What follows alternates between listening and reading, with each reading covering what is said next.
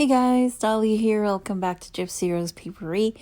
On today's video, I wanted to show you how I'm going to set up my junk journal for 2021.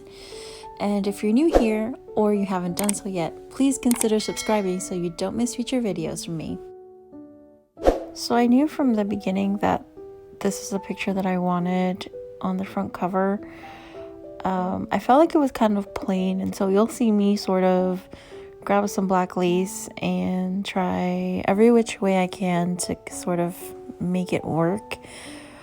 But in the end, it really just didn't work. So I feel like sometimes you have to go through this type of process to finally decide what you want your book to look like. So this is me figuring out my cover and deciding that plain is best, and then a little bit of trim, and that's pretty much it. That's all we did on the cover.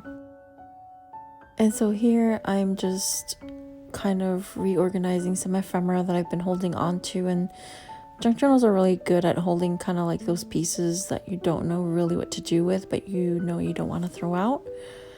And so that's what I'm doing here.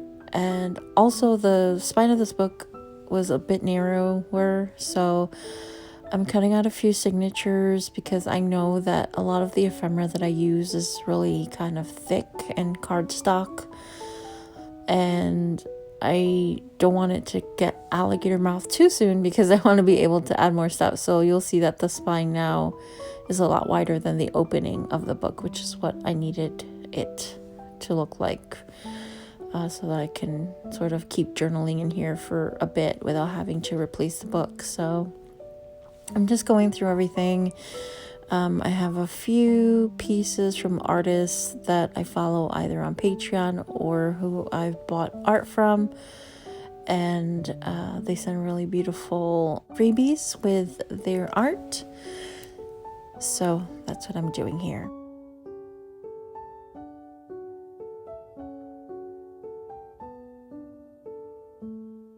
So I think part of the reason that I love junk journaling so much is because there really aren't any rules, and it really just lets me feel like I can take my time. I can put things wherever I want. There doesn't have to be a rhyme or reason to anything. If it feels good, then I just go with it, and it's sort of meditative in a way when I'm doing this. Later on, I'll be filming more organized spreads or spreads about specific things. But in this beginning stage, this is usually just what I do. I have a stack of stuff that I've been hoarding, and I just want to stick it down somewhere.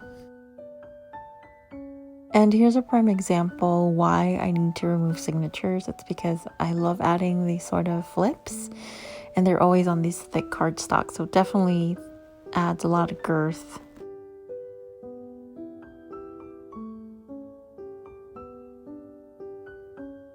And again, with this process, I'm not really taking any kind of style yet into consideration. These are all pieces that I've sort of collected randomly over months, sometimes years, sometimes it's things that I've forgotten about and I've found in some random notebook. And I just felt like it belonged in here, and so that's why I'm just kind of sticking stuff down. So it's really important just to kind of trust the process at first and just have fun with it. The next step is that I wanted to sort of make it more magical like in here, sort of that witchy vibe, and so I had these stickers left over from Halloween, and I just thought they went perfect in here, so I added them to a few pockets just to kind of start getting that book towards that vibe. And here's just a quick flip of what I did so far. Not a lot, because again, I'm just prepping, and I really, really like how it's turning out so far.